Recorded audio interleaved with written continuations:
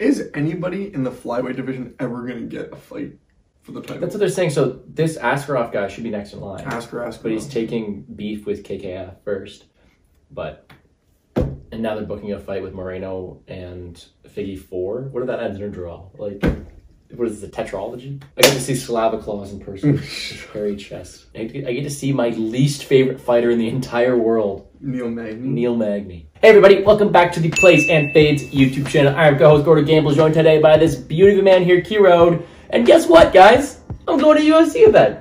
We're doing a breakdown for a card I will be at. This is absolutely exhilarating. Is that the right word? I'm pumped. I am at a loss for words because this is fun. I'm breaking down fighters I'm going to want to see perform and perform well. Before we get to that, how are we doing, my friend? Pretty good. I mean, super exciting. First UFC card attended in a long time. I won't be there, but Gordon will. Heading on down to Columbus, Ohio. The exhilarating Columbus, Ohio. Beautiful. This isn't the greatest UFC card in the world, but everything's better in person. Yes. Let's not look past last week, though. You got that Iron Man takedown. Pretty good. We put up some killer picks on this channel. It was absolutely beautiful. And we're looking to keep it rolling this week, right? Mm-hmm. Oh, yeah. Takedown for you. 14 units for me. Oh, yeah. Let's leave it there. Let's move on to the next one, UFC Columbus. We got 13 fights on tap, 12 of which are on DraftKings right now. We're missing one, but I think I know where that's going to go, so we'll talk about that later. First things first, main event, Curtis Razor Blaydes facing Chris Daukas. Chris Daukas coming back to the octagon after being added to Derek Lewis's highlight reel. Speaking of highlight reel, Curtis Blaydes also on there as well. But what side are we taking on this big boy main event? In this fight, there's a big favorite here in Curtis Blaydes, and we're on the side of the bookies here. It makes sense that he's at $9,200 with Daukas down at $7,000. I mean, Curtis Blaydes, we all know, has a fantastic ground game. And against fighters who struggle with takedown defense, or even against fighters with good takedown defense, he tends to get takedowns, get ground control time. We saw a couple fights ago, he put up 172 points against Volkov by taking him down 14 times with 20 minutes of control time. When Curtis Blaydes has 15 minutes to work with in a main event, he has the ability to put up huge scores because of his ability to get takedowns. He's a guy who's gonna spend time on the ground, getting that ground and pound, racking up those significant strikes, and we really like him this week, even though he is at $9,200. However, on the other side of this, we have Daukas. His last 5 or 6 fights have almost all finished in the first round by KO or TKO, one way or the other. And realistically, the only way he's going to win this fight is Derek Lewis style against Curtis Blaydes by getting that knockout. So we want to have almost 100% ownership of this fight. A lot of that is going to be on the side of Blaydes, but if you want a big GPP play, I mean, there is a chance that he gets that knockout. So at $7,000, maybe sprinkle in some GPP lineups. Yeah, well, I'm all over Curtis Blaydes this week. Like you said, Chris Daukas' one win equity is that knockout, which would score high. End of the day, though, with Curtis Blaydes all day. If you are worried about Chris Daukas' 100% takedown defense, has not been taken down in the UFC. You can go back to watch a regional tape. And even at that, he's never fought someone in Curtis Blaydes. Most takedown attempted and landed in the heavyweight division. He's a wrestler and he's good at what he does. I think he goes out there and puts on a dominant show. This is a fight you really want to target in all your lineups. Moving on to the first underdog that we like this week. Who is it? We're going to talk about Mark Diakase. Yes, he is facing our boy Slava Claus. And how much I like Slava Claus, we got to admit that he has a ground game deficiency. He has not fought good fighters on the ground. And despite Diakase having some credentials on the feet, being able to go all 15 minutes to like a Fiziev, Hasbrat, he's got some good striking. He also has the ability to push a ground game. Got 4 takedowns against a guy in Lando Venata who has a very good ground game in his own right. And I think that if he wants to, we all know who's going to have the advantage on the ground. Now, when it comes to the feet, Slava Claus, amazing striker, great boxing. We've seen that. But he gives his back up. Someone in Dakota Bush is able to go out there and take down Slava Claus last time out, and I don't see why Mark Diakase isn't able to do the same. At 7.5K, his ceiling is very high. Speaking of people with really high ceilings, let's talk about the people's main event, Askarov versus Currrent. Which side are we taking on that one? One of the last fights of the night between Askarov and Currrent. This should definitely be a good one, and again, we have a big favorite here in Askarov up at $9,100. I mean, Askarov in his last few fights has gotten wins against some very good fighters, Benavidez, Pantoja. This guy is one of the best of the division. And we just heard the announcement about Figueiredo Moreno 4. which means that this guy is going to be hungry. He knows that he's one of the best, and he wants that title shot, and he's going to be hungry out there this week. Currrent is a guy who has a very low salary on the other side of this fight, $7,100 this week. And he's a guy with not a great ground game and has been subbed many times. Askarov definitely has the ability to take this fight to the ground and get that submission. His last 3 fights, he hasn't scored very highly, but he's been fighting very good fighters on the ground who he can't necessarily get that submission against. We think that he has a very high ceiling this week, though, taking a little bit of a step down in competition and with that ability to submit Currrent.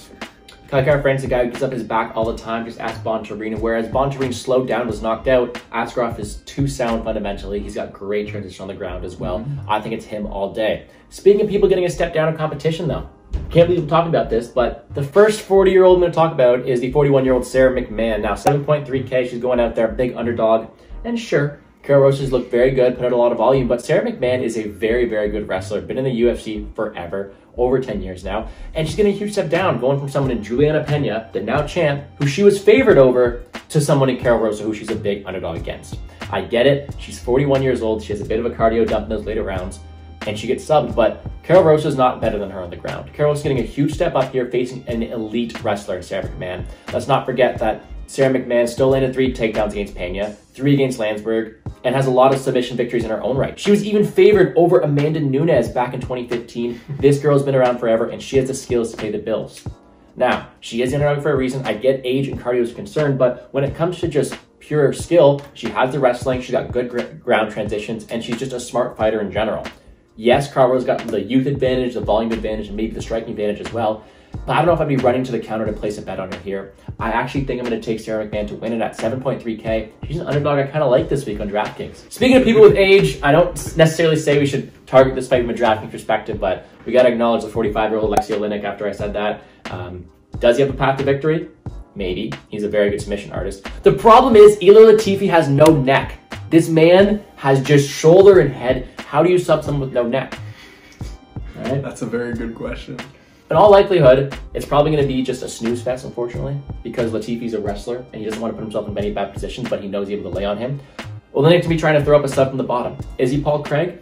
No, unfortunately not. Is he a great grappler? Yes, he is. His win condition score is high. Unfortunately, most of the time I do see Ilir Latifi winning. I really want to stay away from that fight. All right, now we're looking at the two... That squirrel in the roof just chilling. Now looking up top, there are 2 female fighters priced above 9K. And first of all, Manon Fiorot, we'll talk about her later. She's a very good option at 9.5K. But our cash option this week is to be Alexa Grasso, $9,000. Tell us why. Yeah, I mean, Alexa Grasso this week is almost the epitome of a cash, Wrong Alexa. No! Alexa Grasso is almost the Grasso this week is almost the epitome of a cash fighter. I mean, she's way better on the feet. She's got the striking volume, but sitting here at $9,000, she's probably not going to put up the same score that you might get from somebody like Askarov if he gets the submission. Yeah. I mean, a lot of her wins here, her previous wins have been 70 points, 81 points, 92 points, 75 points, 78 points. They're not huge wins. She's not going to put up a score of 150, or it's very unlikely that she does, but she's going to land volume. She's a better fighter. We think she's going to get the win in this fight. And if you're looking for somebody who you're confident in to put in some of those cash lineups, Grasso is a great option here. Speaking of cash options, look at someone a bit cheaper. I'm liking Luis Saldana this weekend. He is the first fight of the night facing Guy Bruno Souza, a guy who I'm just not a big fan of. He went out there, yes, he didn't get knocked out by Melsik Bagdasaryan, but he ran around 15 minutes. He didn't do what everyone expected him to. He's a guy who's just knockout or bust. He doesn't win minutes. He doesn't have a good grappling edge. He doesn't have extreme volume out there. What he does just doesn't win unless he knocks someone out. It's kind of like Derek Lewis style, without the Derek Lewis power.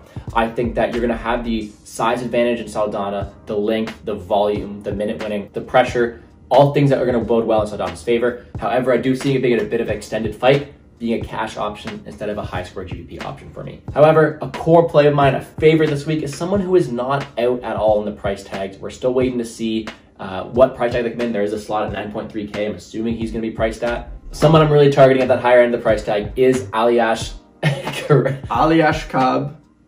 Kizriev.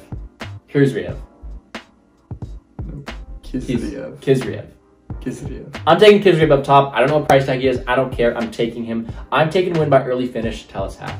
Yeah, I mean, Kisriev, we know what he's good at. He's 13-0 MMA career all time, and almost all of those wins have come in the first round. His wrestling and his grappling are fantastic, and as soon as he gets on top of Dennis here in this fight, we expect it the fight to be done. His ground and pound is fantastic, and that's how he gets a lot of those first round finishes. On the other side of this fight, we have Dennis. We have Dennis. We have Dennis, and he's got lots of losses on his record. He's been submitted, he's been knocked out, and we expect Kisriev to be able to do the same thing to him this week.